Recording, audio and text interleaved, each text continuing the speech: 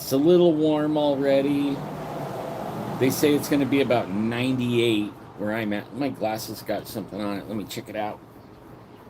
Yeah, so I've been on a little timeout here. YouTube put me on a timeout. I guess I talk about things they don't like. So I got to keep it real, huh? Always got to keep it real. But I guess I'm pushing the YouTube boundaries, huh? Yeah, it kind of sucks, but because I was getting on a roll there. Can't let that happen, right? Can't let that happen. You can't get on a roll. No. Oh no. Got to behave. Otherwise, you're going to sit in the corner. Yeah. So that's where I was at, in the corner. And boy, has a lot happened since the last time we were here. I'm going to tell you. Life's been a whirlwind for me, an absolute whirlwind. And so nobody's here yet. I'm talking to myself. Nope, I see some people coming in. But I want to say good morning to everyone. And I got to figure out how to do the chat because I'm going to chat. Oh, wait, let me see. I'm going to set up my tablet. You guys want to see something cool? I'm going to switch this over. Let me see if I can do this. Let's see. So I'm going to switch this around. At least I think I am. There we go. So there's my tablet. Let me see if I can find where I'm at here. Good morning. There I am. Okay. This way I can chat. So it won't let me. What's up with that, huh? Hey now, la la la. Okay, so so let me show you something. Look at that views. Can you see how many views that is? 10,000 views. And I beat their algorithm. I did it right. I did everything right. And in like 72 hours, I got 10,000 views on that video showing Bigfoot. And there's a Bigfoot in there. Now, soon as YouTube figured out it was me, I didn't get another single view after that. They shut it off. They shut me down. And then they shut me down. And I couldn't do videos. Whoops. I couldn't do videos. So I've been on a timeout. But now, what's up with that? They're not going to let me... They're not going to let me... Oh, there we are. Okay, there I am. Okay, so there I am. And I want to chat with everybody, so I'm going to turn the chat on. There we go. Let's see if it works. Yep. Okay, and you have to go through all this crap just to go on. It's really crazy. Hey, Nate, what's up? Hi, Winner. There we go. Hey, it looks like it's working. Sorry I didn't have it all aimed at everybody, but... Okay, so let's put this back. I have to plug it in. Otherwise, I'll run out of juice on the phone. Okay, so... Wow. It's been a minute since I've been on, and I was on a timeout. I'm a bad boy. Real bad. Bad. Just talk about what's going on, right? Just talking about what's going on, and they shut you down.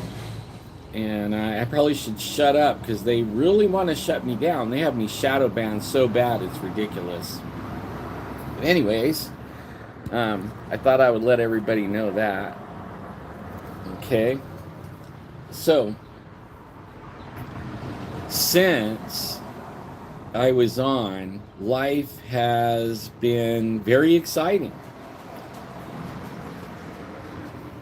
my wife was having problems, and she passed out a couple of times, right in front of me at one point, and I didn't catch her. She's like yelling for me, and I went around the corner to where she was at. And right as I got to her, she fainted and fell over, and I was just inches from saving her from falling. But down she went. And we didn't know what was going on. She was having so many problems. It was kind of good that YouTube put me on a timeout because I really didn't have time to do a video because she was taking my attention. Well, a couple of weeks ago, we wound up in the ER, and she lost a lot of weight. It was starting to worry me, all the problems and pain and all this stuff. Come to find out, her gallbladder, she passed a gallstone. And probably when she was passing out and fainting, that's what was going on. She was passing gallstones. So the ER, and here I'm going to get on a subject that probably will put me in a timeout, but at the ER, as we're in there, when they put her in and they admitted her, but there was no place for her or anyone. So we wound up in a hallway, and it was called DH, and she was bed 4. Let me see.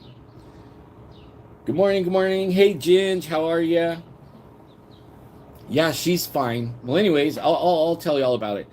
So we're in DH4. DH stands for disaster hallway. Bed number 4, right? Disaster hallway. Now they had yellow hallway, red hallway, all these different names for hallways, but we're in disaster hallway. And when I was asking about it, the nurse says, "Oh, you'll figure it out why it's named that." So for 4 days, we were in disaster hallway, bed 4. And they found out she had an infection in her pancreas. She was having pancreatitis. I don't know if at the same time as the gallbladder thing. And the infection was so bad that it was also infecting her heart. So they wanted to take the gallbladder out, but they had to get that infection down. And they were afraid that they especially wanted it down around her heart. They didn't want anything going on with her heart because they have, knock you out and all that. So we're in 4 days in this disaster hallway. They never turn off the lights. All the EMTs running by. The X-ray was right there. Everything was connected to that hallway. So it was busy 24 hours a day. So here comes the part where I'm going to get in trouble. But I thought this is ridiculous, okay? Some of the people were wearing and some weren't. And when they were finally getting ready to put her in surgery, they told her she needed the test. The one all the way up to your brain. But we're purebloods, okay? And we never even had a test, ever. And this one nurse, like this, comes up and said, and my wife's like, "I don't want the test. I don't have COVID. I'm not in here for that." Oh, I just said the word. Sorry about that. But sorry, YouTube. It's just my opinion. Whatever. So finally they tell her, well, they don't know where to put her. They don't even know if they can do surgery on her because she might infect the whole. She might infect the OR and everybody in it and everywhere she goes. We're like, really? Really? And I kind of gave the guy the riot act and kind of told him, "What are you doing wearing that?" Right? He's wearing that. And I gave him the riot act about it and told him, that he's probably going to get sick faster than anybody in here because he's filtering it all into that and breathing his own stuff. And every time he touches it, it's, he's probably spreading more stuff than anybody in the whole hospital, him and everybody else that's like, okay. So that really ticked the dude off. I mean, he was starting to shake. I think he wanted to take me in the parking lot and duke it out. That's what I really think he wanted. And that right there ticked me off, right? I was ready to go out in the parking lot and duke it out with them. But she finally said, she relented, and she said, but if I do the test myself, and I don't want the one that has to touch your brain. So another nurse, because this one couldn't handle it, another nurse came over. She didn't have a mask. She didn't have that. So she tells her, this one you just have to, swipe it around for so many seconds and then you're good and all that. So my wife does it herself, goes like that. She didn't want to do it though, because we don't know what's on those things. We don't know what, technology today, they can transfer things to you easily, and they're probably spraying the stuff in the air and we're breathing it, right? Probably everybody has it now. Who knows? But so it comes back, she doesn't have it, and this other nurse, the one that's taking care of her, that isn't like this and talking to us like this, or you can't understand what they're saying, she comes up and really quietly she tells me, that was so cool watching you tell that guy the truth. She goes, half of us in here agree with you and know it's all BS. I was like, yes. I told her, what's with the disaster hallway? And what, there's people lined up in all these hallways. I go, what's up with that? She said, well, there's a lot of people that's not from this country, and I would say what they are, but you guys all know where I'm going with this, okay? They're in this country, and then there's a lot of people that are from this country, and they can't afford medical insurance. So the hospitals can't turn you away. They can make you take tests, okay, but they can't turn you away. So a lot of people are going in there, and that's their doctor office, right? They don't have a doctor. So they get a cold, they get whatever, and they got to go to a doctor, see a doctor. They don't have one, so they go to the ER, and it is absolutely filling up the place with these people. And then when there's people in there that have insurance, and there's people in there that have legitimate something going on and need attention, emergency attention, you wind up in disaster hallway and other hallways in there.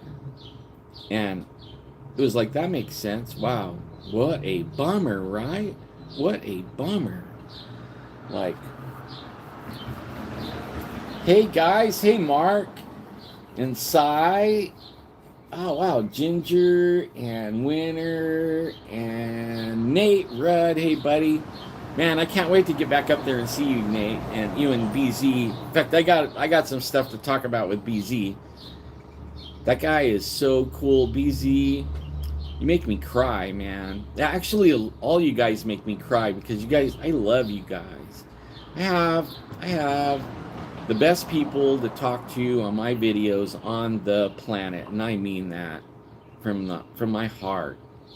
But anyways, now my wife, they gave her a room. They gave her a room, and come to find out, it was like the VIP room. I mean, it was tiled. It was beautiful. It looked like a hotel room, except with a lot of medical equipment in it. But it was absolutely beautiful. A recliner, I mean, for me, and a couch. I mean, I slept on the couch one night, but they took good care of her. They got everything down. She's been home, I think yesterday was a full week. So she's walking around. We had to tell her she never had any surgery. She's never been in the hospital. She doesn't get sick, right? So this is a first for her. So she wants to get up and around and exercising, and I'm trying to help her put more weight on, get a little bit of weight. She actually was losing weight on purpose, getting her down. She's trying to be healthy and everything, and exercising and walking, and so she was getting down to a good weight.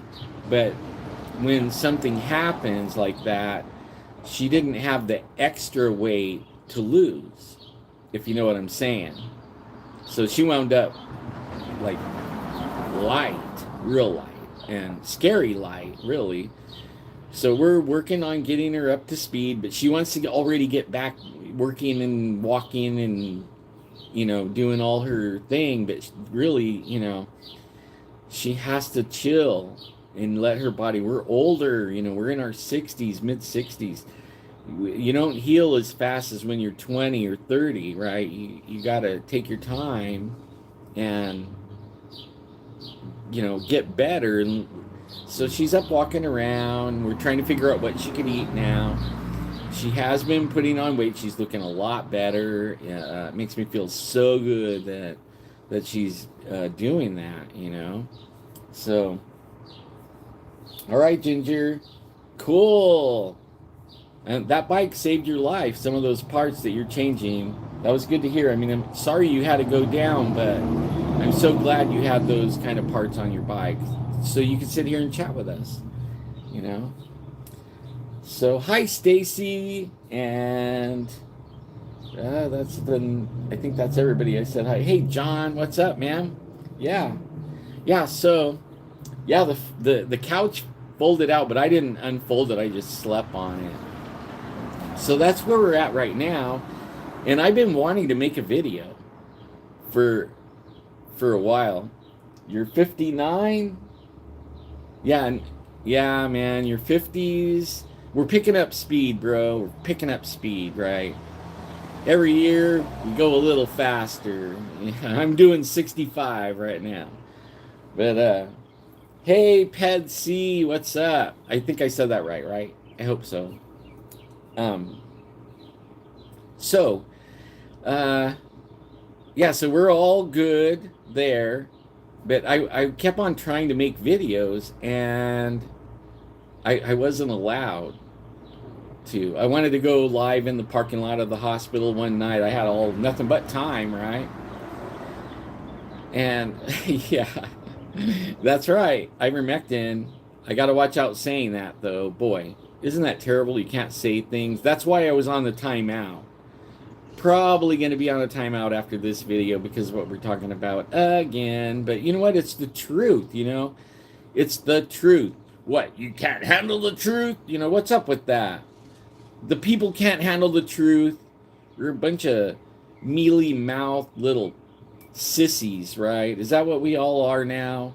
And we have to be told what we can say and what we can't say and, put on a timeout. Like, I think we're all adults here. I mean, some of us are pushing quite a few years into adulthood, and I think we could handle it. I don't think we need any social website telling us what we can say or what we can do or how to do it. I believe in America and free speech and the Constitution, and this is probably going to slap me right off of YouTube, right? Just because I said that. But what's wrong with that, right? What's wrong with that? And there's a whole bunch of stuff I could say that I know would get me slapped down, but we're Americans. We can say whatever we want. Good morning, Mom. Good morning. I got a mix of Oh, some bottles. Just set it up there. I'll get it. cans. Yeah. Yeah, say hi to everybody. Hi, everybody. Here's the we're at. Oh, they're all on here. Ginger's on there. She says, hi, Mom.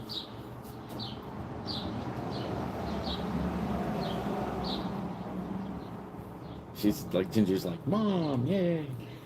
She's doing well, too. Very well. There ain't no way that we're all doing well. Everyone. And it's really cool.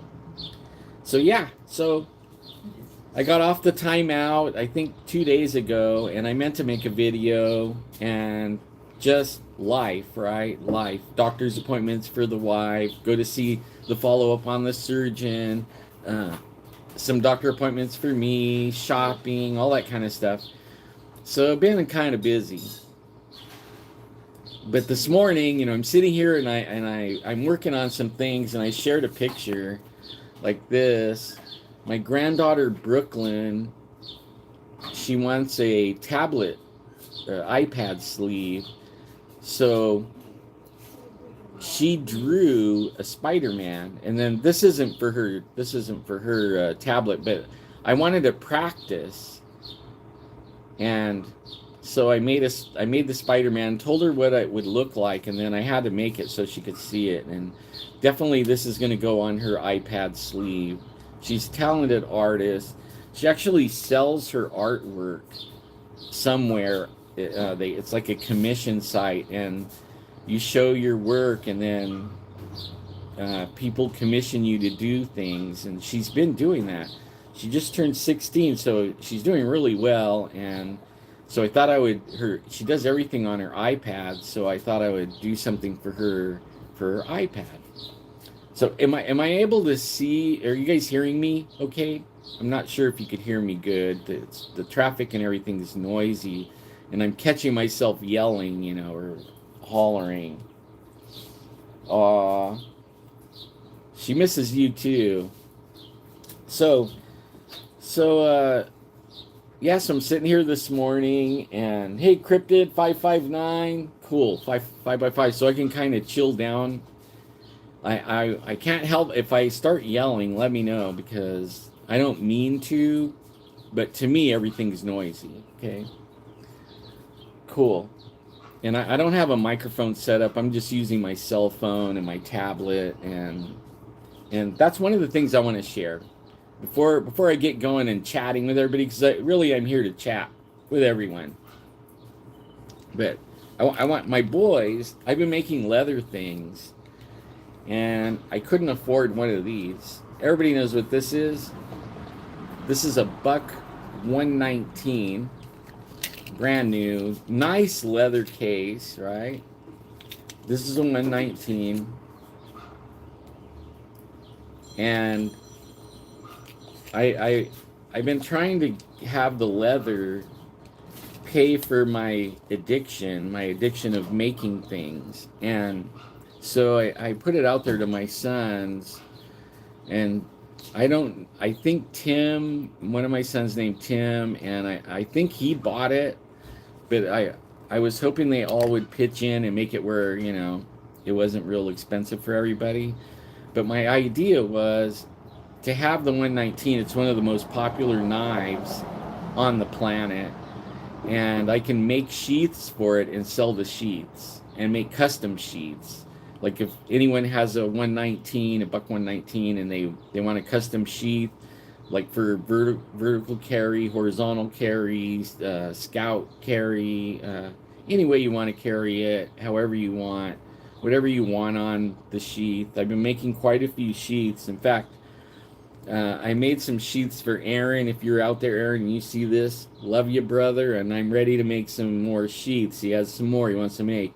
And he gave me this really cool knife.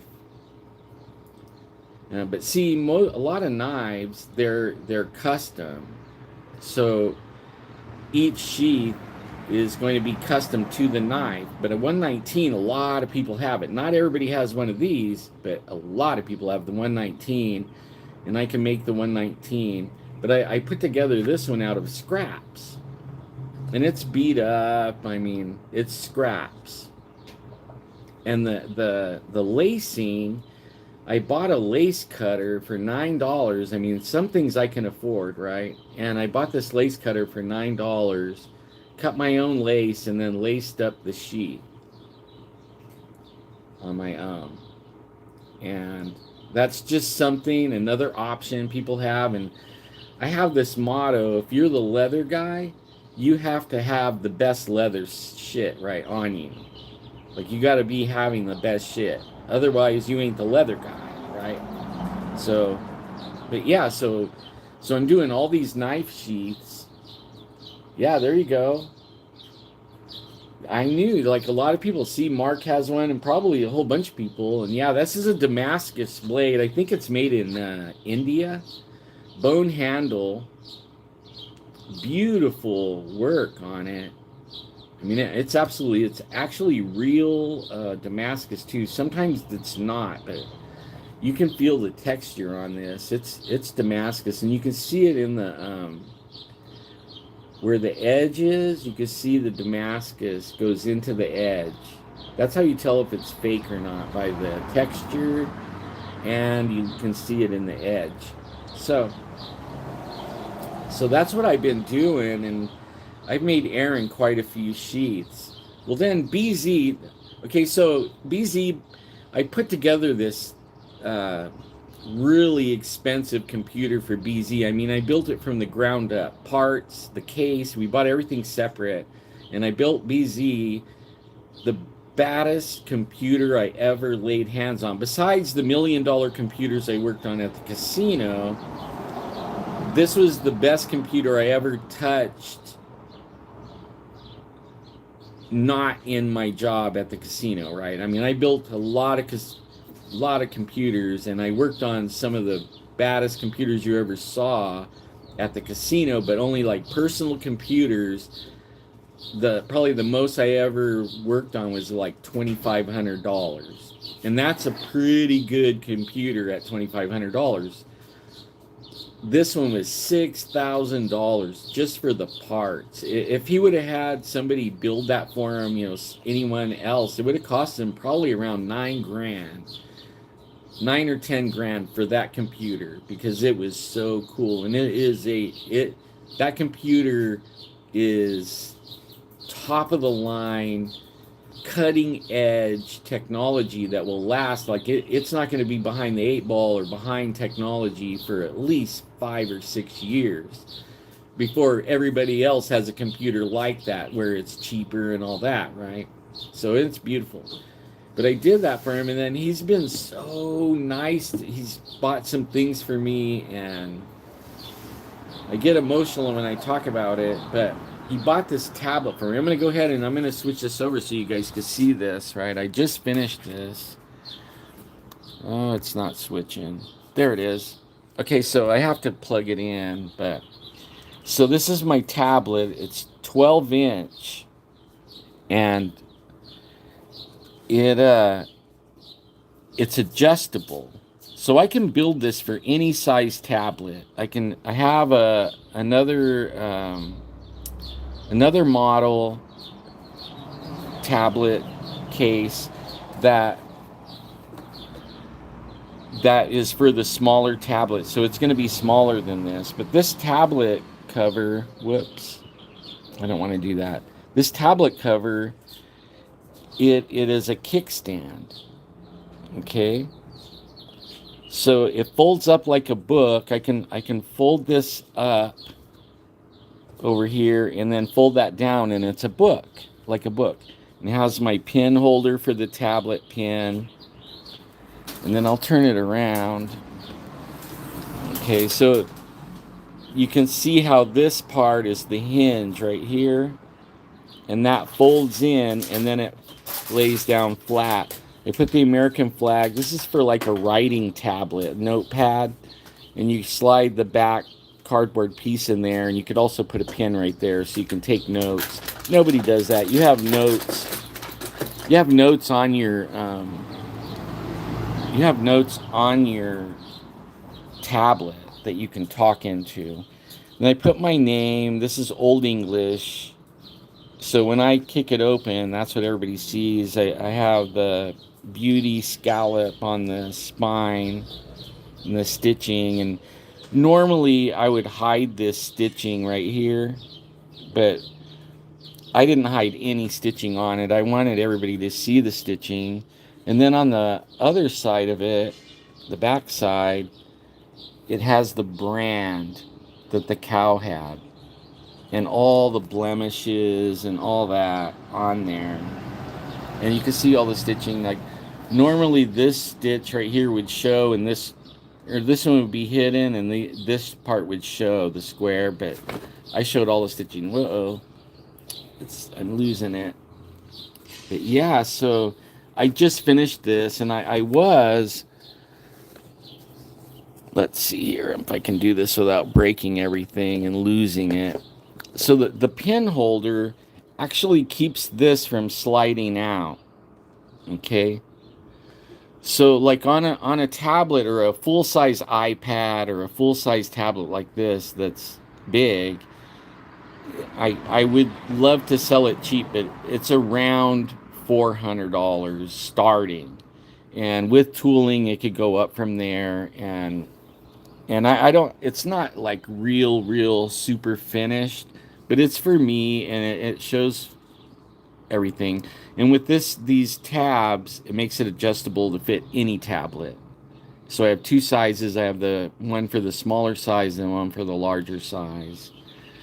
Yeah, so that's I got this done because I was just leaning that up on some things on my bench, watching videos on what I was doing, and that's that's why I looked for something that I could do to protect the tablet and also stand it up so I could put it on my lap or set it on my bench and use it. And then I have a protective.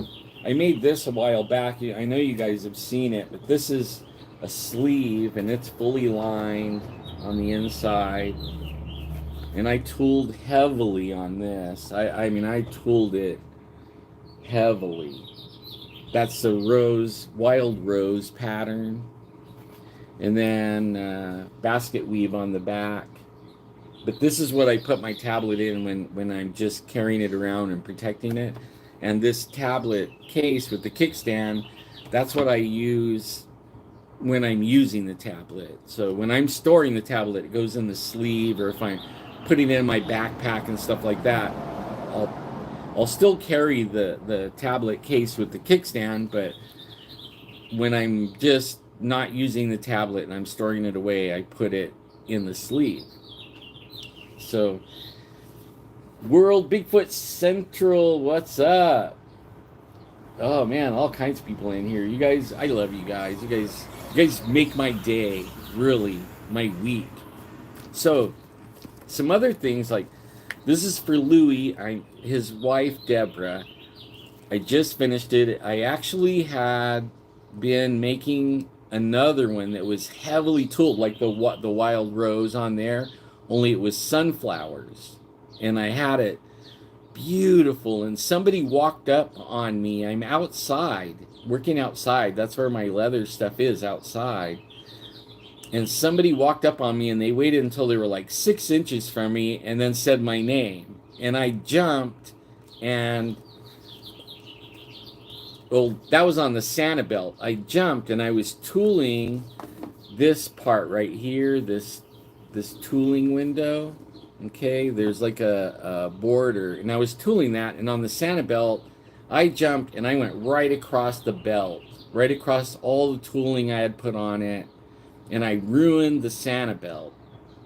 And it made me sick to my stomach that I had put days, hours and hours and hours of work on, and I want to make the best Santa belt ever for the best Santa that I know. The only true Santa in the world. Well, I smoked that belt. It was done. And now I have to start over, but I didn't, it has to be a thick leather for that. You just can't use any leather. And I had all kinds of leather that more thin for straps and tablet cases and maybe a knife sheath or something. You know, this is actually too light for a knife sheath, but it was the only scraps I had at the moment. And so if this, Chuck, if you're watching, and Santa, if you're watching, man, that got destroyed. So I got to start from scratch. And here in the next couple of days, I'm going to buy some leather. My wife's kind of beating me up on how much the leather costs, but it, you know, if you're going to make stuff, it takes a little money to make a little money, or to make things, right? You just don't pull leather right out of your beep. But anyways, so, and then now the guitar strap that I was making for Deborah, heavily tooled sunflowers. And you know how my mom just came out and she brought this box with a bunch of bottles in it. I had my sister has a 2-year-old granddaughter that lives here now with us, and she's hell on wheels, okay, and she loves bubbles. So somehow I had the guitar strap drying out here, but not finished, okay, just drying out. It wasn't had any dye on it yet or anything, but when you tool things, and this is for Deb. Let's see, which way's Deb? This way, right? Okay, so this is for Deborah. But when you're tooling things, you have to, they call casing the leather, you have to get it wet to be able to trace out these designs and then carve them in there. Like this is carved, hand carved. I actually trace the letters on, and then I use a swivel knife and I hand tool it. This little window that goes up like that, that is carved in, and then I stamp a border around it, making the little area where you tool. So it was drying so that I could put dye on it and do all that and then put a finish. And the bubbles got spilled. And man, did it make some serious stains on that leather. Unsalvageable. So there is one that I had put 15 hours of tooling into, and it was toast in 2 seconds. But by the time I had caught it, I came back several hours later. The bubbles had been cleaned up, but the belt was dried with these deep stains in it. It was like, ah, man, not again. So I'm trying to figure out how to keep my stuff protected out here, and I know it's nobody's fault. I actually have to be careful. But I made another one for Deborah, and I did some tooling on it like this. Normally the strap isn't tooled, but I tooled the strap, and then it's fully lined on the inside with this really beautiful, lush milled calf skin. I mean, it is just absolutely beautiful. Pink threads. I mean, it's amazing, and I hope she likes it. And I took a little creative license, and I put Deb instead of Deborah, because I want to make it really personal to her. Like Deborah, it could be any Deborah's, right? But I felt like it was Deb, and I hope she likes it. I like it, and it'll last. This will last longer than for a long time, taken care of. And I thought about putting on the calf skin. I thought about putting a leather conditioner on it. That's what I did for the one I made for Louie. I'm thinking about just sending it to her unfinished, completely unfinished. That's not stained, anything. It's totally unfinished, raw.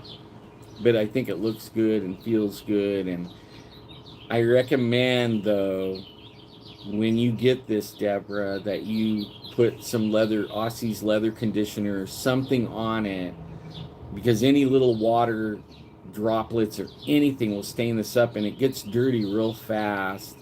Just working on it out on my bench, I'm outside, so it's hard for me to keep things, dust and all that down, and I wind up it winds up getting a little bit of a dirt on it.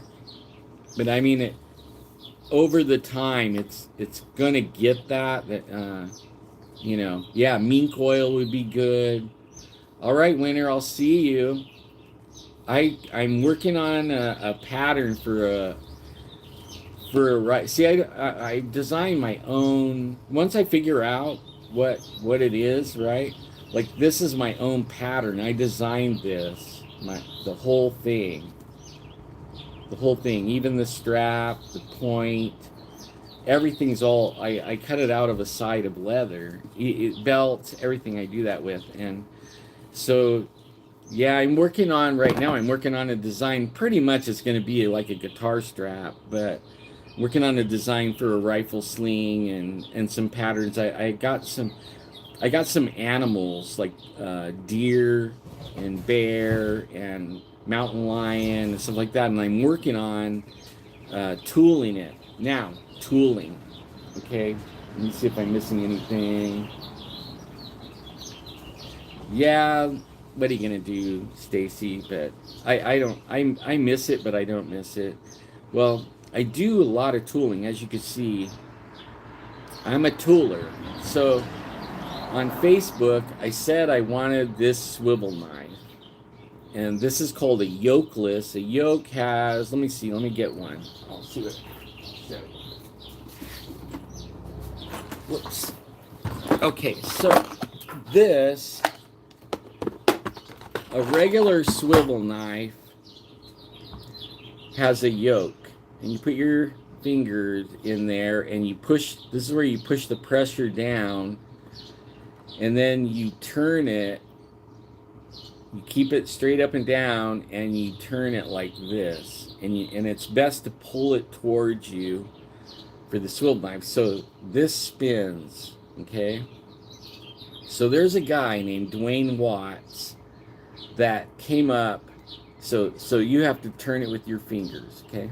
So I put out on Facebook that I wanted one of these. This is yokeless. You use it like a pencil. But the blade, it's different. Like this would be a fixed blade, right? On any other swivel knife, this would be a fixed blade. This one turns. Instead of turning this with your fingers to guide it, this one will follow, and you just follow the pattern. You can make really tight turns, and I do a lot of intricate detail stuff. This is, when I seen it, I wanted one, but I never could afford. I actually probably could afford this, but with all the stuff that goes down in my life, I don't make a lot of money, all right, and I'm not rich, so 120. This is $125. That's a lot of money for me, and I'm sure I could have saved it, but every time I would get close to being able to purchasing it, something happens. And this time, it's like something happens. The car needs a battery, the wife goes in the hospital, always something. Oh, the water bill was $100 more than it was last month for some weird reason, but always something, right? Always something. So I put it out there. I'm gonna own this one day, and I was putting it on Facebook so that it would remind me, and I put things on there like to remind me. I put all my leather stuff on there as a memory so that it pops up in a year. I can look at how I've improved on my skills. So this right here is a game changer for me. And BZ, that he gave me the tablet for building his computer, and then he sent this to me. And actually, a lot of my leather tools, he sent me a whole big old pack of leather tools too. When he found out I was doing leather, he sent all these tools, ones I never could have ever afforded. And I owe BZ, he's my brother. You guys are wonderful, because not only BZ does this kind of stuff, a lot of the people that I'm talking to right now do. And I don't know if I should say their names or not and out them. I have this thing where I bless people when I can. Like for me, I'll give them leather things, or I'll do things. If I have something they need, I'll give them that. And I try to bless people, but I don't want it out there. Because if you believe in God, God will bless you back more than you can bless. And this kind of stuff is the kind of blessings I'm talking about. Like, I didn't ask for this, but God can put it on somebody's heart to gift this to you. And I know BZ thought of it, and I know he's generous. You guys are all generous, but sometimes God will put something on your heart to bless someone. Thank God for all my friends. Thank God that He does that. And believe it or not, if I don't brag on you, you will get blessed. And maybe even bragging on you is blessing you. But He says whatever's done in secret, He makes open public, and He does it. If you do bad things in secret, it's going to come out. The truth's coming out. We're actually watching that happen right now. Like the news right now is pretty good. Yeah, so this came in its own little case too, and it's so cool. Oh, I already broke it. Oh boy. Oh, I guess I don't know, I can fix that. But yeah, it came with its own little case. I will sew that back. Yeah, huh. And actually, I don't even need it. But so yeah, so that is what I've been up to. You guys are all up to speed on what's going on with me in my world. And I would love to know what's going on in your world. So, and I'm gonna, let me move my tablet so I'm not like turning my head on everyone. Yeah, I did a car show the other day. I just last night uploaded the drone video. I took some drone video of it, and it's uploading right now to Google, so I could share that, so they can do some video editing of the car show. And I did a live on my YouTube. If you're a friend of mine on YouTube, if you're not, go friend me. But I put a video up at the car show. So here we go. And where did my chat go? Okay, we're back. Okay.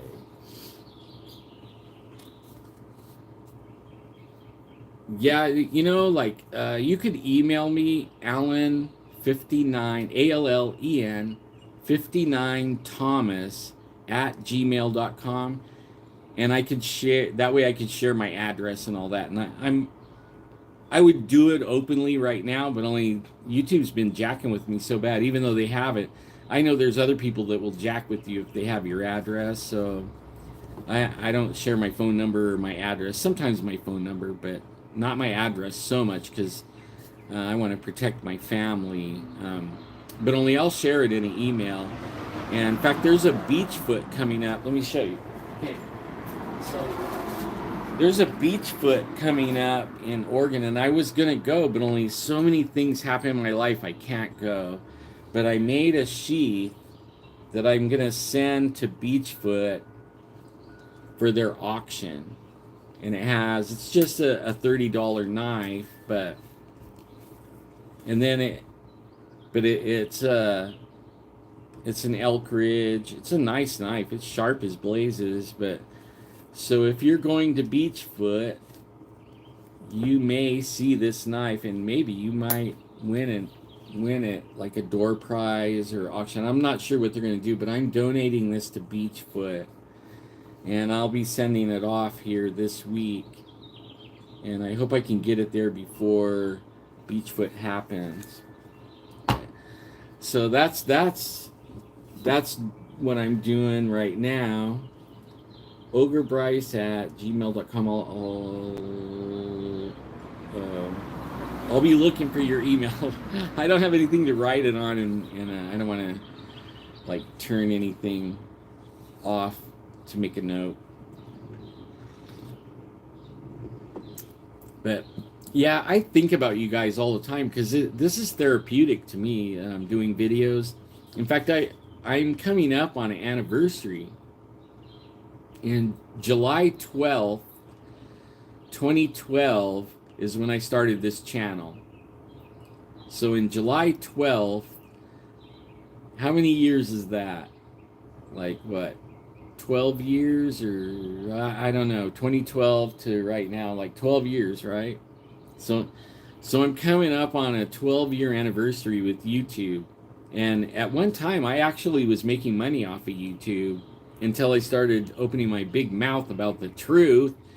and YouTube decided they're going to be the Nazi police or whatever and censor everyone. And they took away my pay, I don't know, a couple of years ago. I haven't been, I think I'm up to, they don't pay you until you reach $100. And I like doing it that way because you get paid by people, the ads that commercials. So I haven't monetized. I actually turned off monetization for, I don't know, 5 years. I refused to let them make money off it. If they're gonna jack with me, then I'm gonna jack with them back, right? Well, what I realized, I didn't realize right away. It took me a couple of years to figure it out, and I don't watch my videos, and that's why. But they were running ads on it anyways.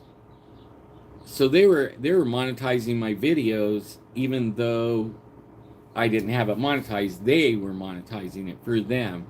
So then it was like, okay, I'm monetizing it again, but only like I make $2 a month, and they don't pay you until you reach $100. They get paid way more than that, right? They're only giving you like 2% of what they make off of it. So that makes me mad a little bit, but what really makes me mad is I'm shadow banned. Like I figured out they start this new thing where people make shorts. They have everybody brainwashed to believe that if you have a video over 10 minutes, that's too long. I don't think so. I think if you're engaging everyone and you have content that's interesting, have a video as long as you want. And to me, it's annoying to have part 1, part 2, part 3, part 4, part 5. And really, it adds up to maybe 45 minutes, all of it total. Just do the 45 minutes. If it's a good content and you're able to articulate and engage with your audience, just do the 45 minutes or an hour and quit worrying about 10 minutes, 12 minutes, everybody's short attention span. If you can't engage your audience and you can't hold their attention, you can't hold it for 12 minutes, let alone 1 minute, okay? Most people can figure you out in 2 minutes, flat. And they'll be gone, no matter how long your video is, okay? So quit worrying about that.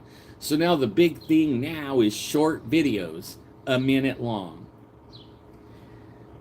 So I thought, okay, so short videos. So I never did a short video, and the AI hadn't figured out what I'm doing. Doesn't know. They haven't put me anywhere in any kind of box on short videos yet. All my other videos, yeah. If I reach 200 views, it's a big deal now. Even though it used to be 8,000, 10,000, 25,000, some of them hundreds of thousands, you know. But now, if I can reach 200, and it's kind of like makes me not want to do videos, to tell you the truth, because my audience isn't there and they don't get alerted, and they even unsubscribe people. And I'm sure you've heard that from other YouTubers. That's what they're doing. They're if you talk about the truth, you're not allowed to do that.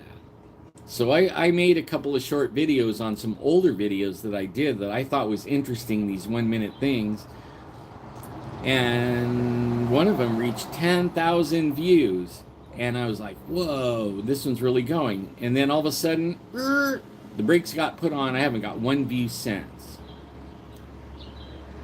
Now, that could be that all those people, that's the only people ever going to see that.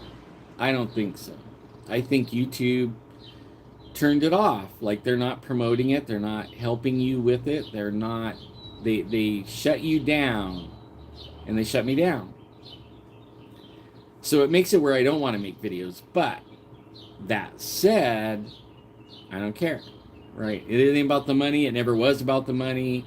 It's nice to have a little income, but really it ain't about that. It's about engaging with my friends. on here. And actually, I feel like more than friends, family. You guys are my family. I feel a close tie with everyone. Even the new people, when they come on, they're not mean. Everybody's really cool. And some of you guys I've known ever since July 12th, 2012. And we actually were really good friends, even though we probably never met. I feel like I know everybody, and I'm sure everyone feels the same. And they probably know me better than I know you. But that's the way it is, and I love it like that. And I look forward to my time that I can do a video. It's aggravating when I go and set everything up and then I find out I can't make a video. And here recently, I really don't like Facebook. Okay, they censor me hardcore all the time. I'm getting in trouble on Facebook like nearly every day.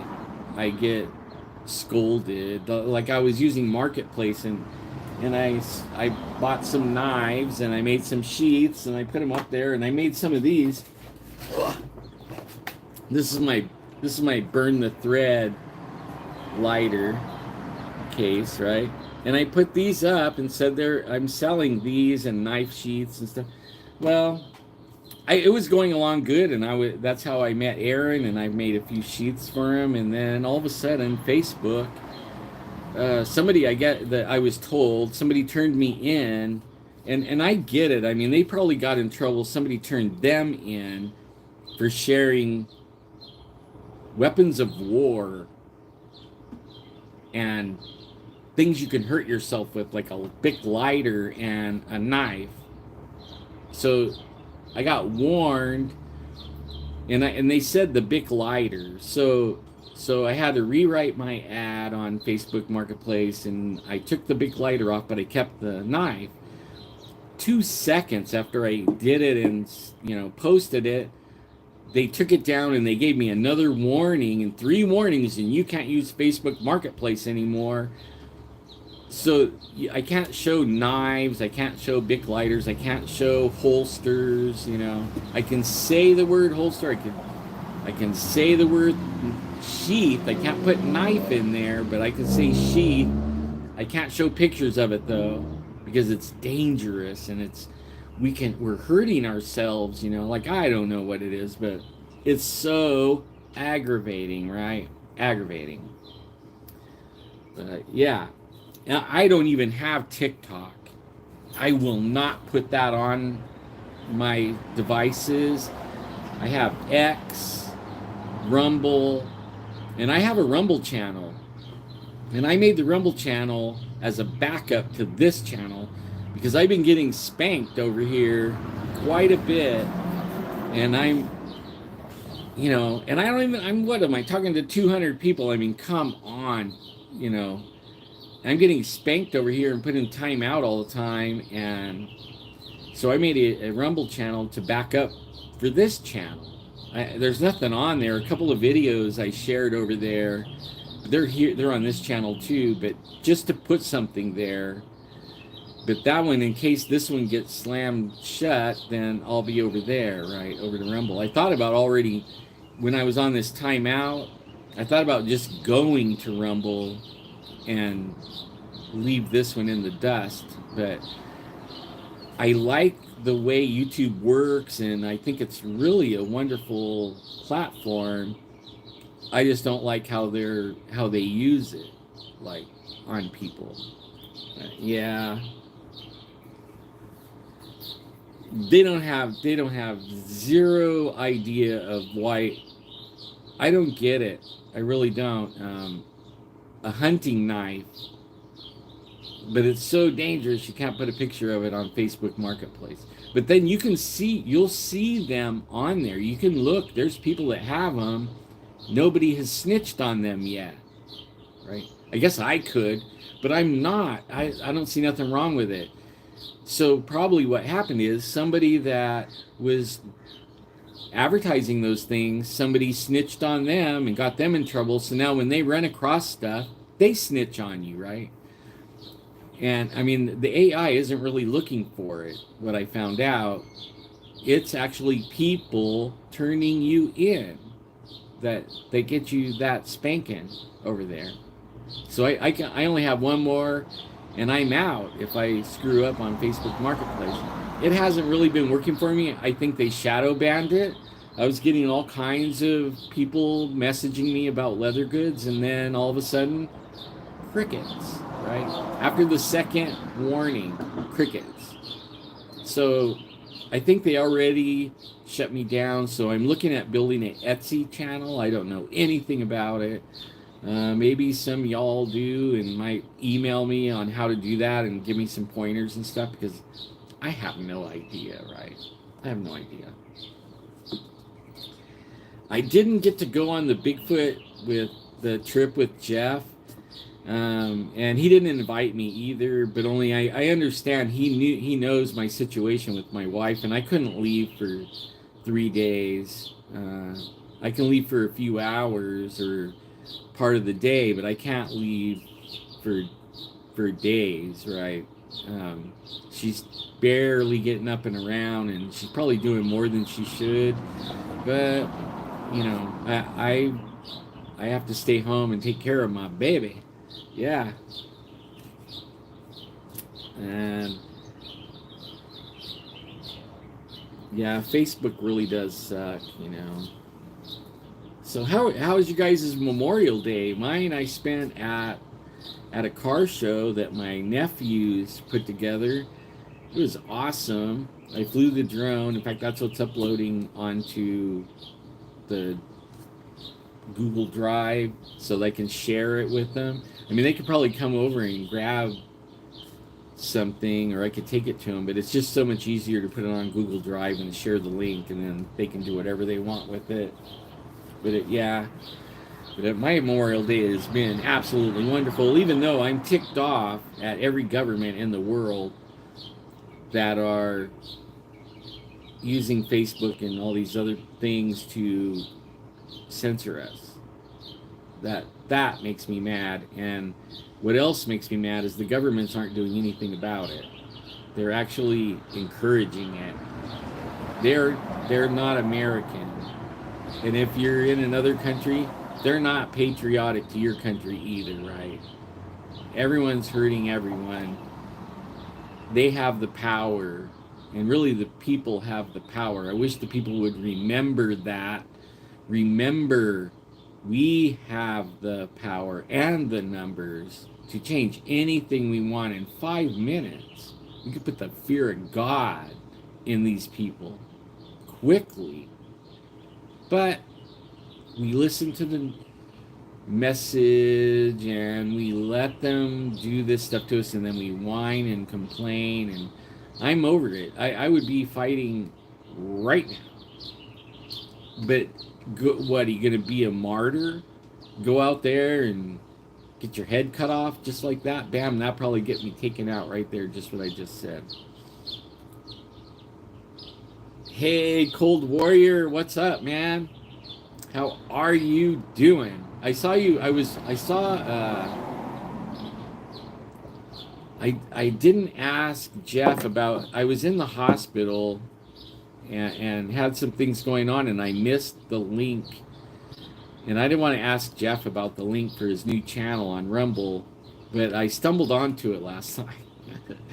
I found it anyways, but so I have it, and he was saying something about if you ask him, he's gonna block you, you know. So I didn't want him to block me, so I just shut up, and I just stumbled on it on Rumble last night, you know. That's good, bro. And how's Boston? You're from? I think you're in Boston. I think, if I remember correctly. Is the city like okay? California's not okay. Okay. Just wondering, you know. I think Mark, you're in the yeah, he has the block hammer. He's quick at it. You know, just for saying your opinion too. Like, he can say his, but you can't say yours, okay? But and normally when people are saying anything negative to him, they're actually trying to help him. They're pointing out things that he can improve on, but he doesn't get it, you know. And you know, that's the way it is, you know. Getting by barely. I believe it. And I think Mark's over. You're in Great Britain, or are you in America? I think you're in Great Britain. How's it going over there? Like, you guys are in the same boat as we are. I don't care where you are in the world, you're in the same boat. There's a few places where you're not, but man, Canadistan is really doing bad right now. I mean, they're getting it hardcore, but they already took their guns. Okay, same as in England, they took their guns. We still have all of ours, so they won't go too far until they can take those. But they're trying. They're trying. They want to take them away. But hopefully, the masses open up their little peepers and get a clue and decide they had enough. Right? We had enough. Like, I'm getting stronger in my old age. I can actually carry $100 of groceries with one hand, my left hand, my weak arm. Right? I could pick up $100 of groceries with one hand. Yeah. So, yeah, I think that's so funny. $100 of groceries is barely anything nowadays, man. I was in there the other day, and I mean, it was just getting odds and ends, not any meals or anything. A gallon of milk, a thing of bananas, a bell pepper, some coffee, a case of water. I mean, it was just stuff like that. $75, and I had one grocery bag full and a case of water, a gallon of milk that isn't in a bag. $75. Something that would have costed $20 a few years ago. I mean, it is ridiculous. Like the eggs are almost $8 because my wife likes the grass-fed, open-range chicken, organic, all that. So she wants the more expensive stuff. The milk, the same. So you're, $7 a gallon, $8 a dozen eggs, and everything like she likes heavy whipping cream for coffee creamer. A little pint, $6.59. Right. So it add up real quick, man. Real quick. I think the coffee was $15 for a can of coffee, a pound of coffee. Oh, man. I don't know how people are doing it right now, and I don't know why everybody's not coming off the rails about this. Really.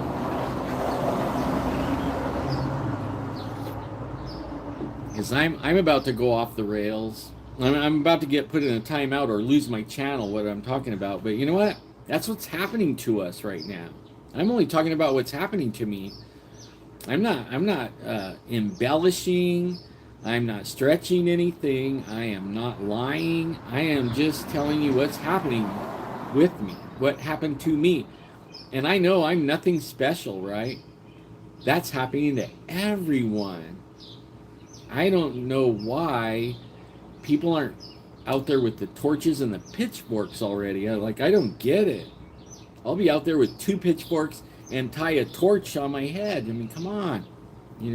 Have a couple of knives on me. In fact, on knives, I'm working on I made I don't know if I have it out here.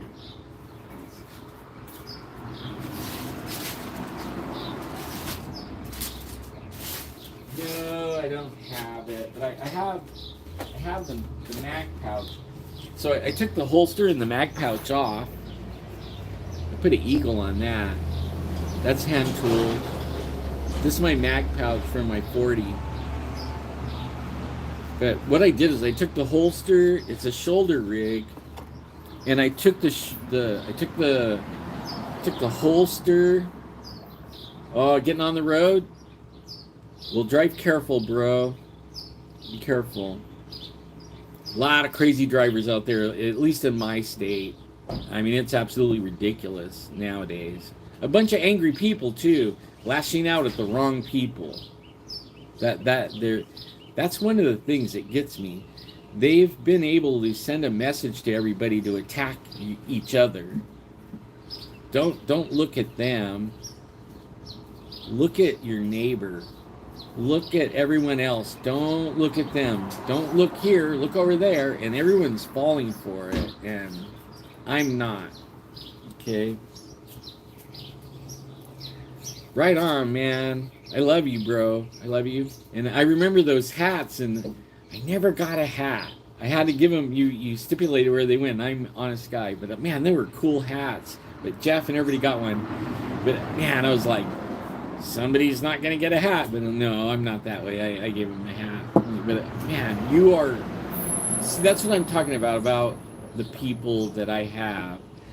Generous, beautiful people. You guys are the greatest people on the planet. And I know I'm only talking to 5 or 6 or 8 people. I mean, I don't care. You guys are the best. The ones that find me and we talk and chat. You guys are the best people on the planet. Don't you forget it, okay? God has blessings coming to all of you because I pray for your abundant blessings on your lives all the time. Every day, you guys are in my prayers. I think of you guys every day. And even if I don't know some of your names, and you just happen on the channel, watch it 2 minutes, and then you're gone. If you saw 2 minutes, you absolutely got yourself into my prayers. And I'm praying abundant blessings in every area of your life, that God touch you in every area. Sweet, man. That is cool. That is so cool. So that there is something I want to talk about God. I hope I don't want everybody to get mad at me, but God's been dealing with me on something. I had a dream vision on November 3rd. And I'm not going to go into all the details of it or anything, but I'll quickly give a synopsis of what it was. Fighting demons, okay? And I had a big sword, and I was hooked up with Conan the Barbarian, and we were battling these demons, right? And then this guy that I don't know his name, but he was like the teacher, and he was teaching us how to have faith, believe it or not. But we battle all these demons, straight up demons, and they were even being called demons in there. And I think the big Conan dude was an angel. I mean, he was like 11 feet tall. He was a big dude. He had a big sword, and I was glad he was on my side. He looked like Conan the Barbarian to the T, except for his hair wasn't as long as Conan's. But I mean, picture Conan, 10, 11 feet tall, and that's who I was in my dream. And then the teacher, I think he was Jesus. I absolutely believe that was Jesus, even though his name was never said. It was Jesus. And hi, Judy. So we beat all these demons, and the demons, we had one that we were, the teacher was talking to us, and he tells us that like the last demon that we fought to this point almost beat us. And at that point we had gathered, there was probably 100 people like me with Conan and the teacher, and we were fighting these demons, and some people died, were killed. And on the last one, there was a good dozen people that were taken out by the demon, but we won. And we were kind of grouped up right there and celebrating, because that one was really hard. And then the teacher, who I think is Jesus, hey baby, you're live. It's not Memorex. How you doing? Yeah. Oh, you can duck if you want when you go by. Go like this. Say hi to my wife. Everybody's saying hi. Hi. You don't want to see me. So the teacher, you don't have to go that low. You don't have to go that low. You can. You're in the picture. Oh, I'm just kidding.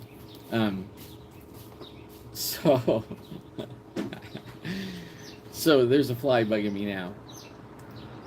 So the teacher's telling us, hey, we're not done. That was cool. You guys won. Your faith is strong. You're really going to need some faith on the next one. The next one's going to be the hardest one. And he says it's coming with a comet. And we're all like, whoa, comet. Now, this is November 3rd in this dream vision. Okay? It was a dream, but it was more real than anything dream I've ever had. But I had two of them that one. Anyways, he says the next one is coming with a comet. And this demon is worse than all the demons. And it's never, the human population, the earth people have never encountered this evil demon. He is the worst demon. And we have never encountered the evil that this demon's bringing, coming with a comet. And then he says, look, there's the comet.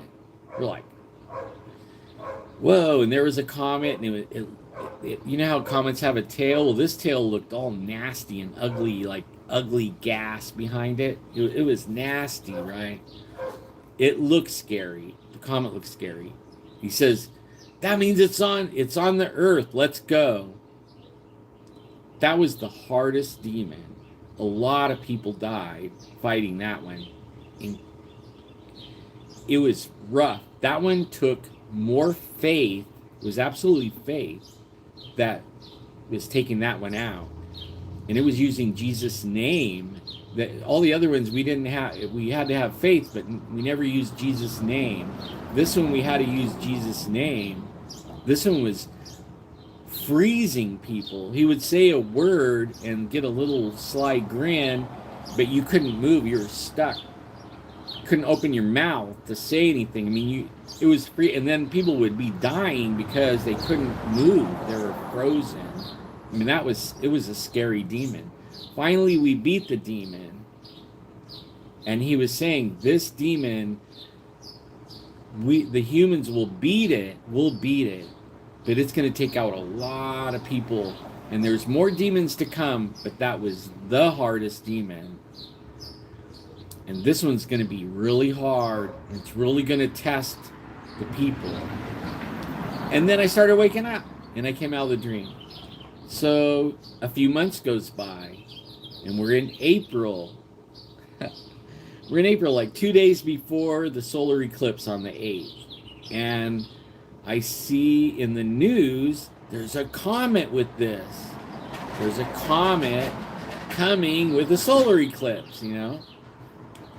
I'm like, wow, guess what the comet's name is? You probably all know. The Demon Comet. I'm like, what? So I believe right now, there's something on the earth that came with that comet. That's the worst thing that the earth has ever saw in history. And it's here, right now. In fact, we can see the comet right now. You can go outside and see the comet. You can look it up and see how to see it. You can see it with your eyes right now. It's at the closest point right now to the earth. But only in June it's going to be gone. So, the evil that's coming with this comet is here, I believe, because I was shown that November 3rd. I think it was a Friday, November 3rd.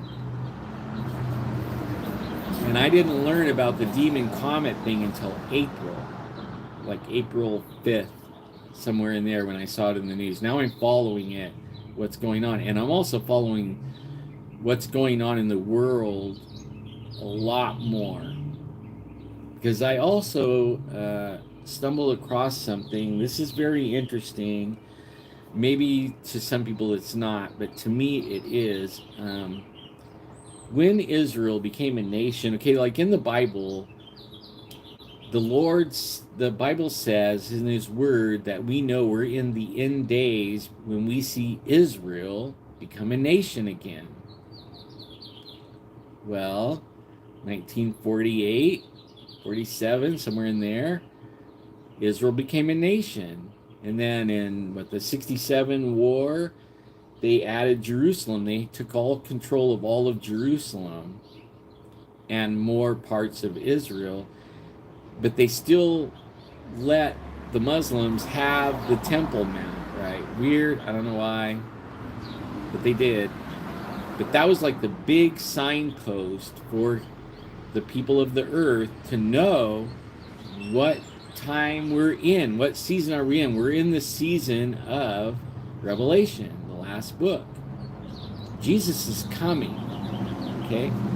Well, when Israel became a nation, some kid stumbled on to some caves, the Qumran caves, and they found a bunch of scrolls in these caves called the Dead Sea Scrolls. Right around the time Israel became a nation.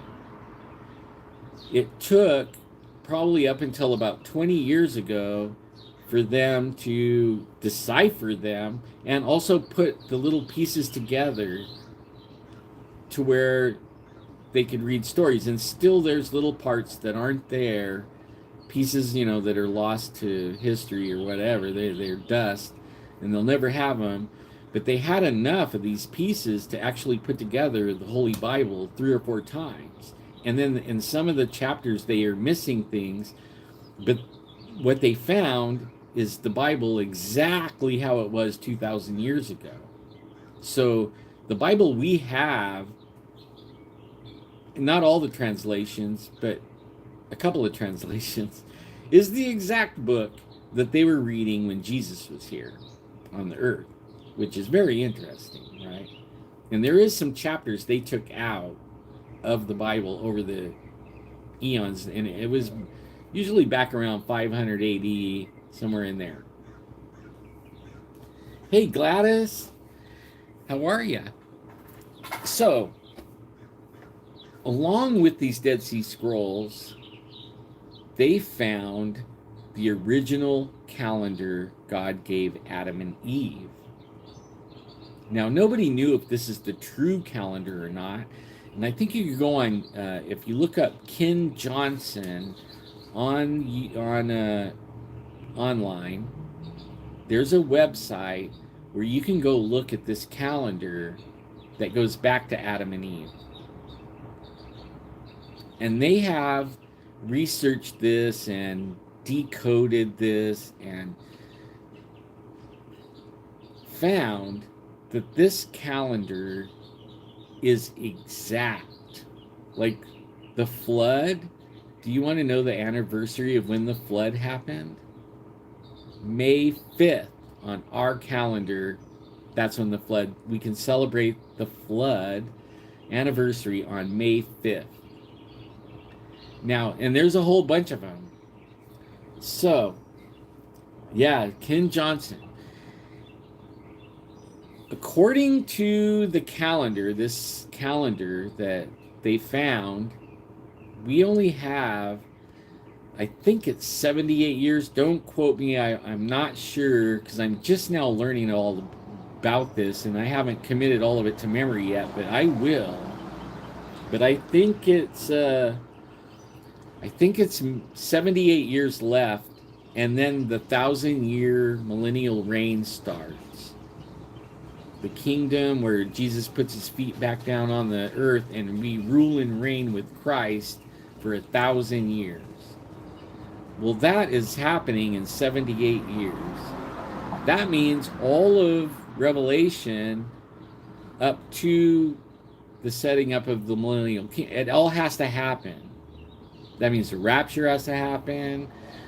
All the stuff that you read in Revelations have to happen. A lot of the predictions in the Bible, prophecies, have to happen. And a lot of them are happening right now. Now, something happened. The Bible says that we're supposed to look at the heavens. They will give us a sign. There'll be signs and wonders in the heavens. Okay?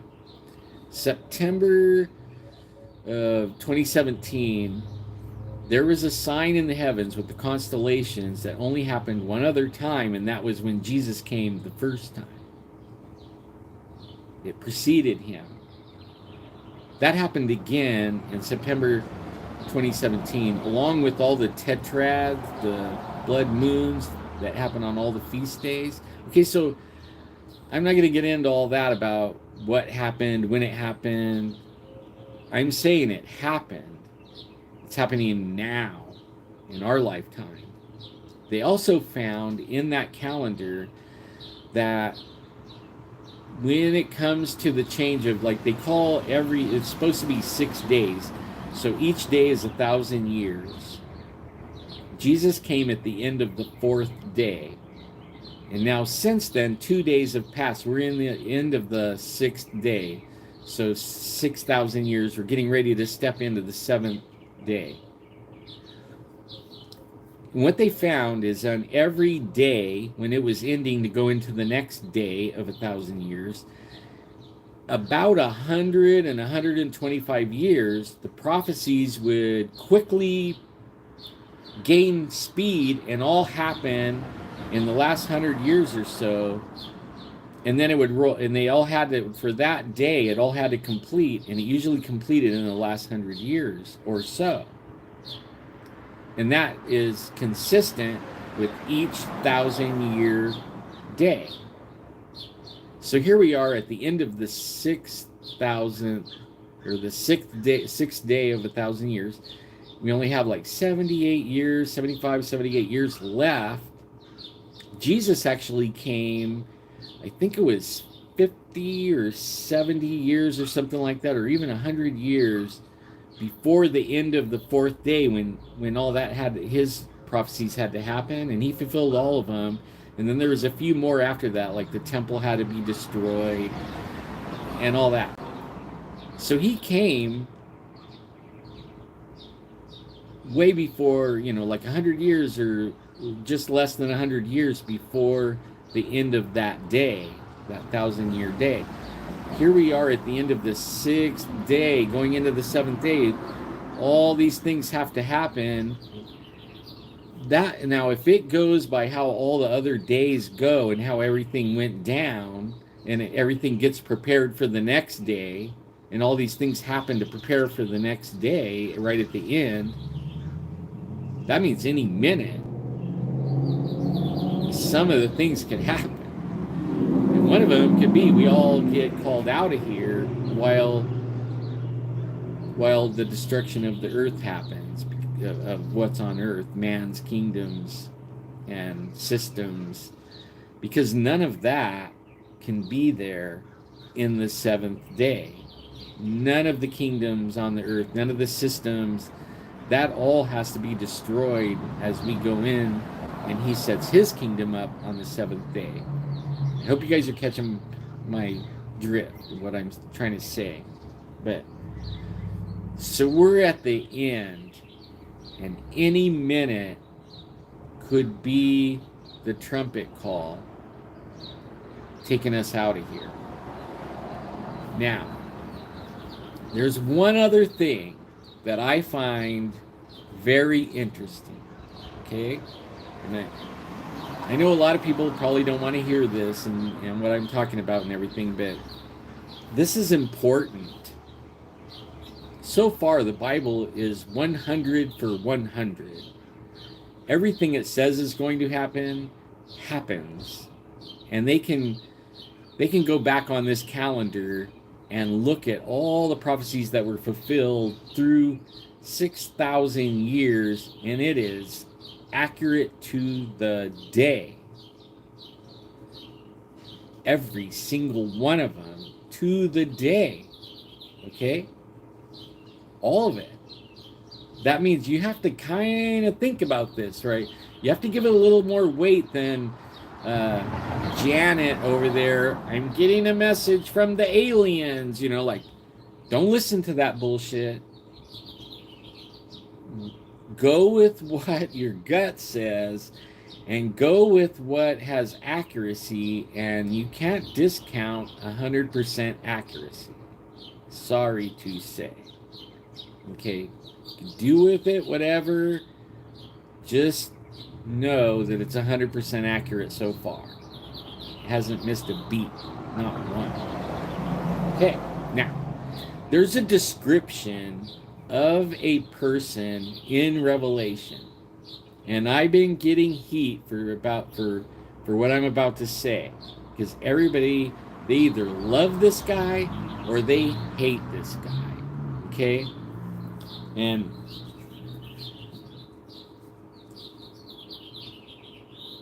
so when you look at the description of this guy that's on earth, then in the Revelation that talks about this man that's going to be the Antichrist, okay, everybody's going to love him. They're going to want him to rule over them. They're going to be calling for him to rule over them in these last days that we are in, that we know we are in, and we can go look at that calendar and we can look at the word and we can know where we are. We might not know what everybody says the day or the hour, but we can know we're in the month, or we're in the years, right? We're in a time period. We know we are, because Israel became a nation. So that was the marker that says we're in this time. Okay, so there's this guy. When they describe him, they're going to be calling for him. He's a man of peace. He's actually going to negotiate a peace deal. He's a negotiator. He's also going to set up a banking system for everyone around the world. One banking system. He's a money guy. So he's a money guy. He's also a negotiator, and he's known around the world, and everybody either love him or hate him. Most people are going to be calling for him to fix their countries. Now, this guy that I'm talking about, he's all of that. A negotiator. He's good at money. He's a billionaire. He already set our economy up once. He's going to come back and do it again.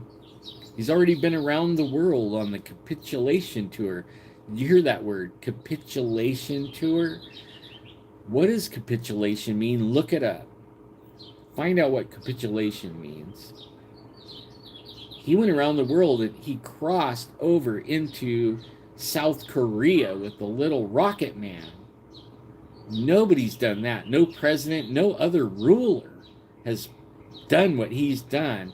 He walked in front of the Queen of England. He made all the other nations pay up for us being their security cops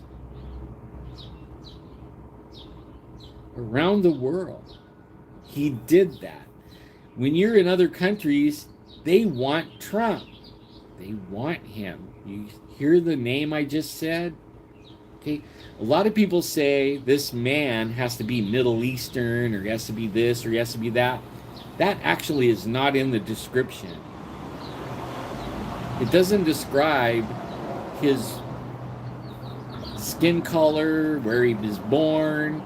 It describes a man that has these qualities. Who on earth? I thought it might be Obama. But Obama, he was coming out there, got the Nobel Peace Prize, right? But he had some other things lacking. But he was popular around the world. People would have let him be their leader. I mean, he was like a pre-guy, right? But he didn't turn out to be that.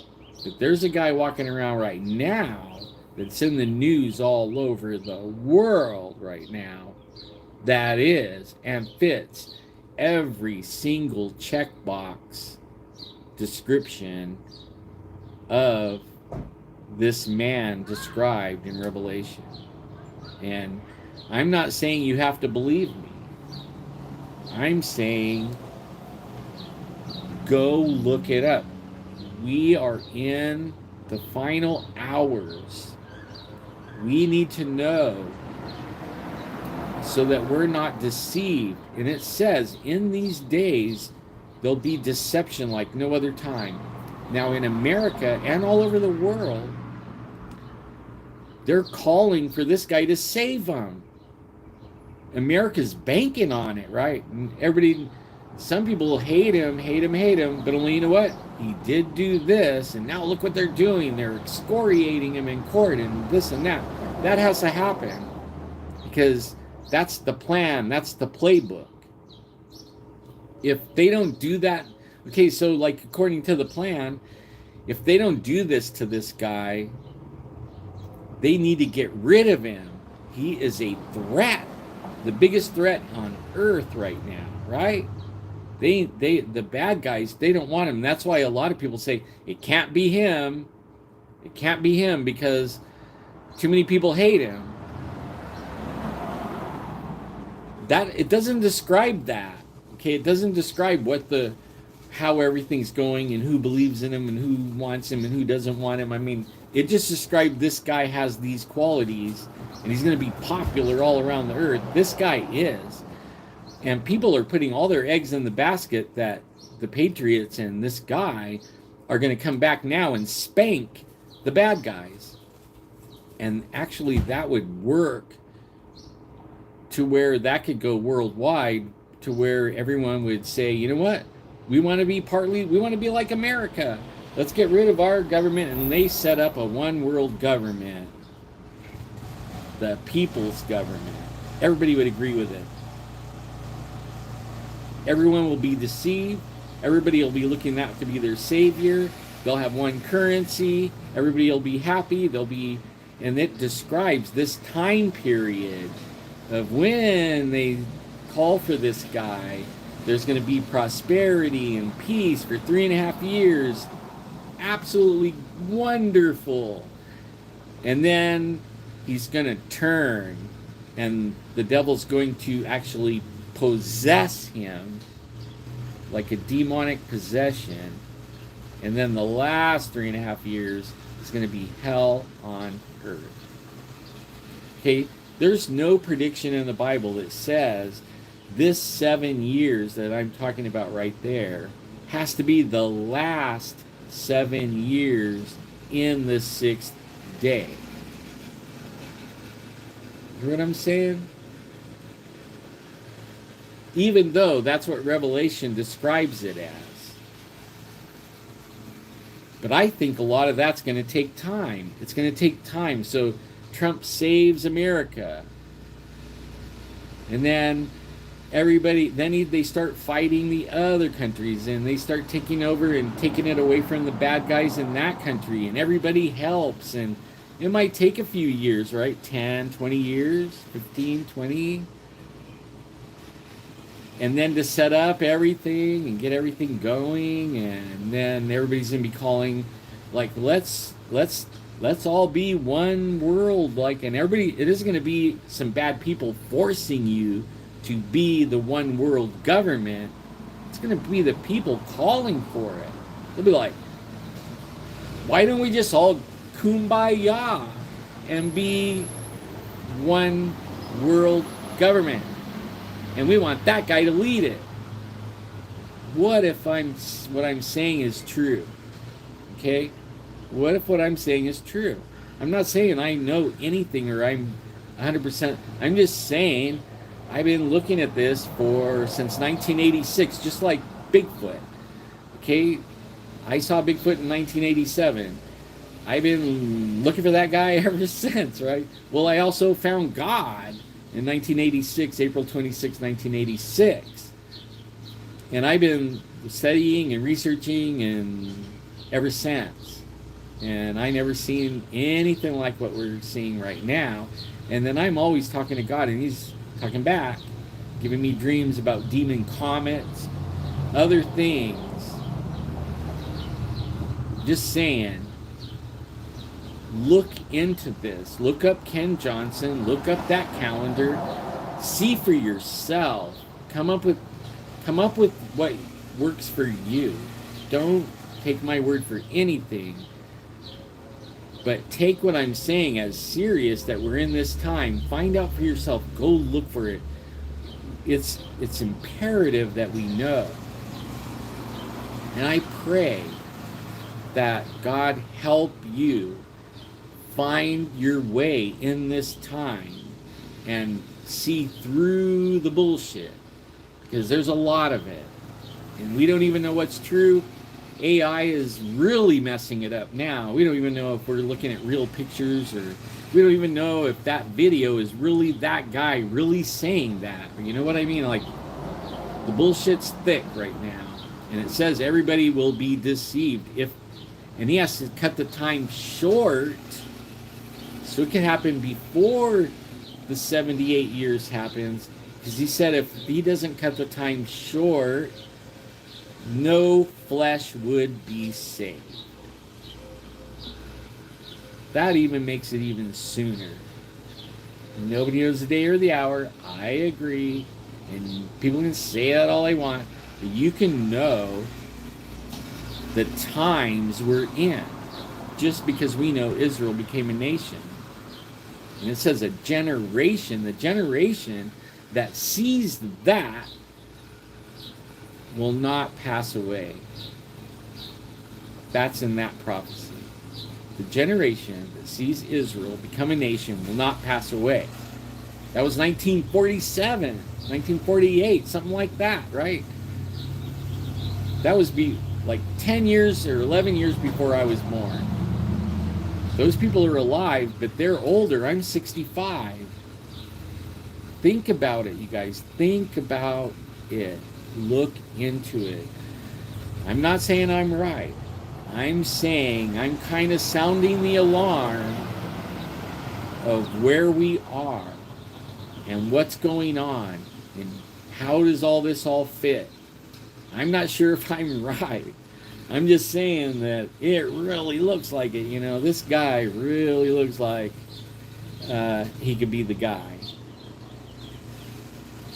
And that's all I got right here. I mean, I don't have much more to say except for I feel a sense of urgency that people need to look up and try to get out of the bullshit and really focus on something other than the bullshit, right? I mean, yeah.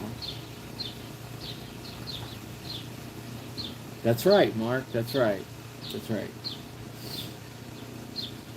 See, I thought it was O as well, but I think it starts with a T. Because, like, when we see everything happen here and what he's going to do, he's going to turn things around here. In fact, the playbook that yesterday with him getting the 30-something counts against him of bullshit, right? It was bullshit. Everybody knows it's bullshit. I mean, attorneys are even saying they don't even understand what's going on. Even judges are saying this is bullshit. It's all bullshit. Unconstitutional. Okay, so Q always said they know the playbook, right? I always wonder, what's the playbook? Well, we've been watching that playbook. They've been using their playbook against Trump and us, and I mean, we know the playbook now. But see, Trump couldn't, and the Patriots couldn't go after these people until certain things happen. Like, you can't sue a president.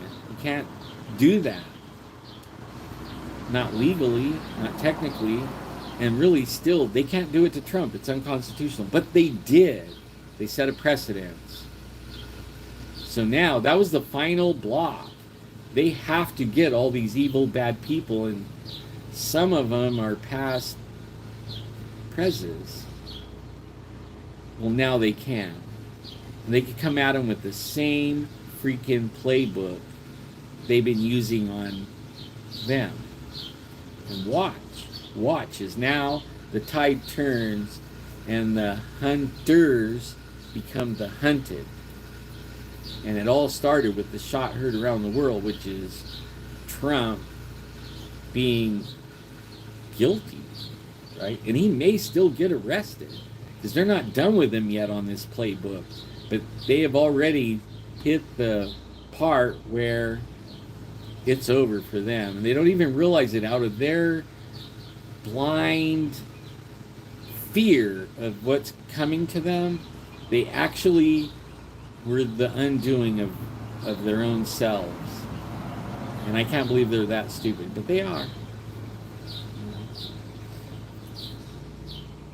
Yeah, that's true.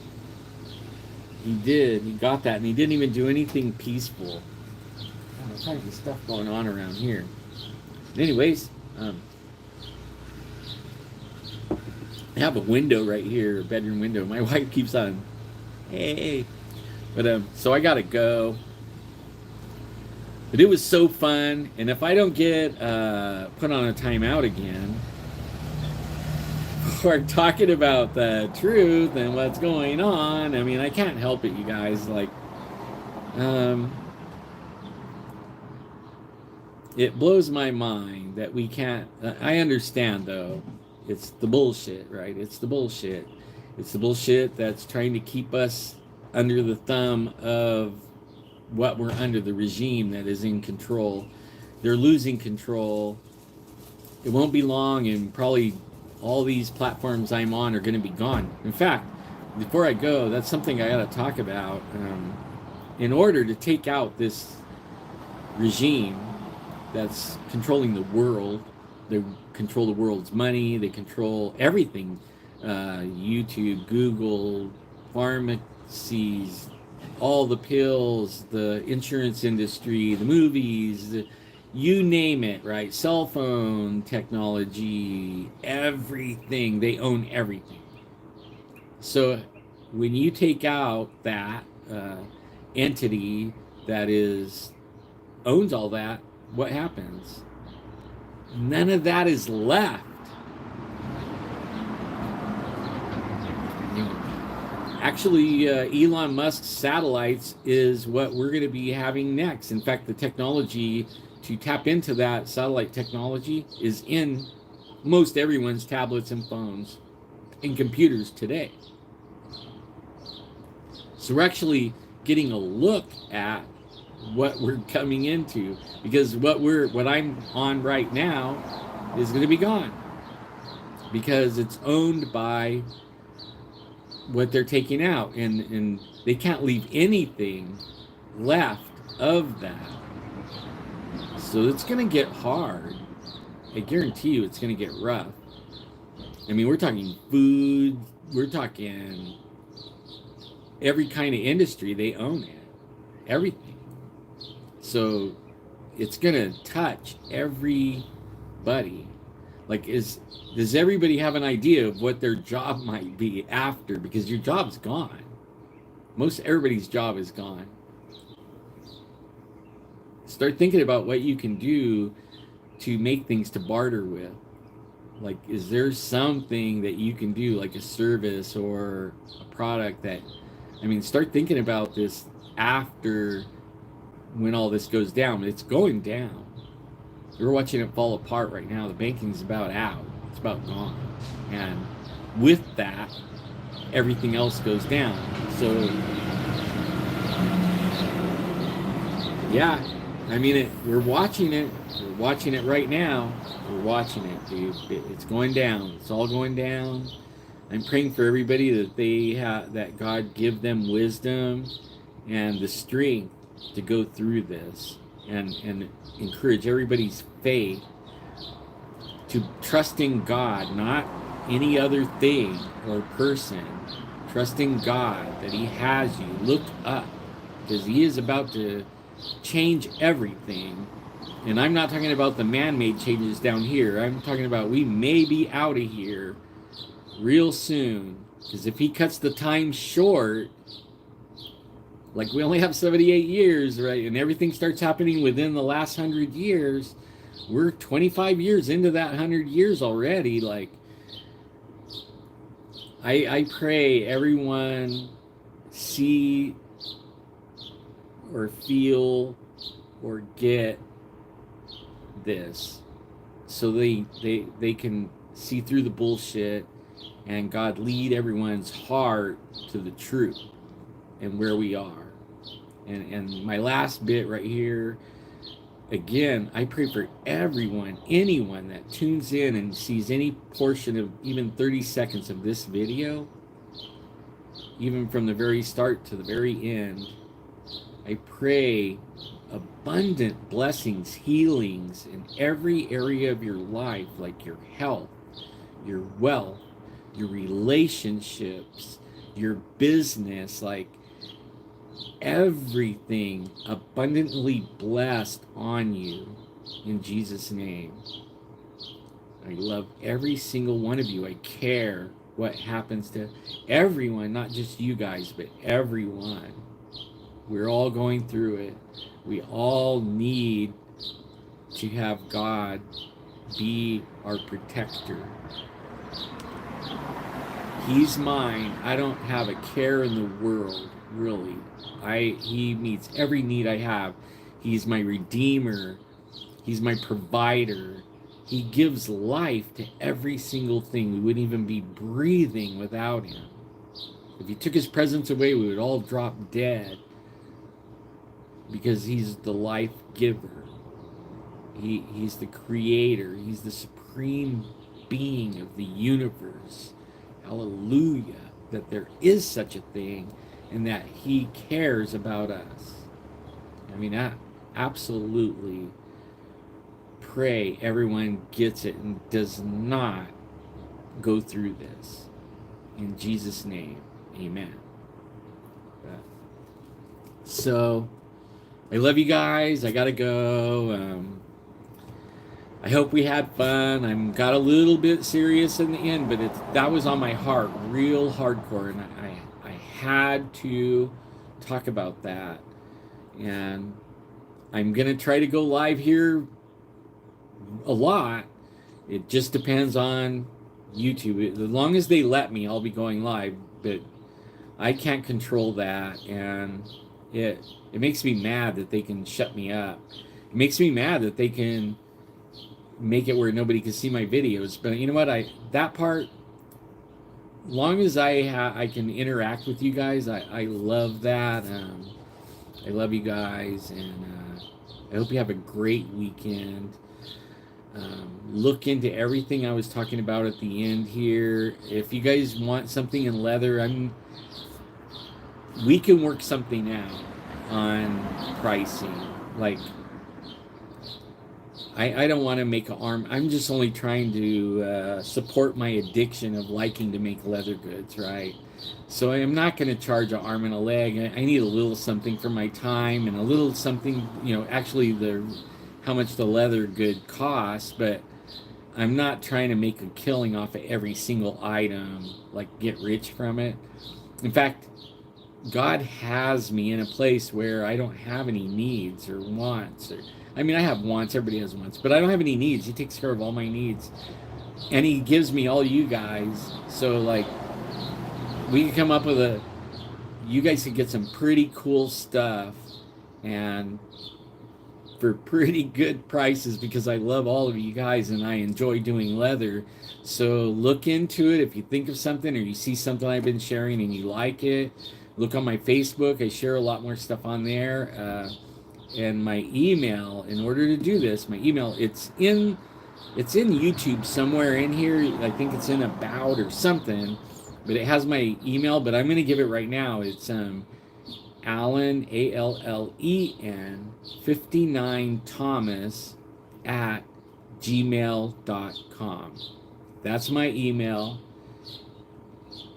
I'm trying to keep prices pretty reasonable on things. Some things take me a long time, and you have to understand, I have a lot of things on the bench right now that I'm working on, and people have been waiting a little while. I will get to it, though, because I love doing it. So I don't take many breaks. My wife's like, you need to go in the house. Look at you. You're out there all day long, 7 days a week. Like, you need to take a break. This is my break. I am having fun. This is what I enjoy. So think about it. I'm not saying, you have to or anything. I'm not saying you have to look up stuff like we talked about. I'm saying have a great weekend, and we'll see you pretty soon.